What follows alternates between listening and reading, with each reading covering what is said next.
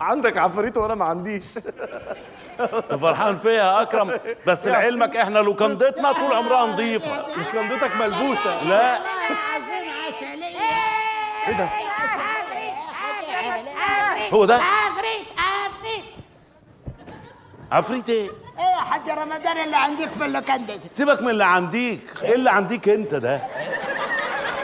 كنا بنلعب رياضة. يا ولدي ايه ده؟ ايوه ده مين يا؟ من غضب العين. هو عفريت كان حلو. ايه ده؟ ايه اللي جابك هنا يالا هدهد؟ يا صبري. انا اسمي صبري. ايه ده؟ ايه اللي جابك هنا يا صبري؟ سبحان الله، ابويا الله يرحمه كان تملي هيقول من كتر الناس اللي بميت وش وحشونا الناس اللي بوشين. انت فين يا رجل؟ ابوك ده صاحبي على فكره، بجد والله؟ كنا مع بعض كده من زمان.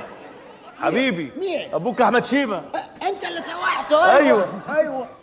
يعني يا صبري لابس لي وش وبتخوف الزباين كده يا اكرم؟ اخصى عليك يا صبري، بعد ما لميتك من الشوارع تعمل كده في لوكندة اخويا؟ يا سلام، ده انت اللي قايل له.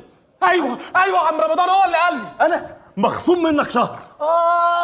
انت بتعمل كده وكده عشان هو واقف يعني؟ انت كمان غبي. طب مخصوم منك 4 شهور عشان بتوقع بيني وبين اخويا.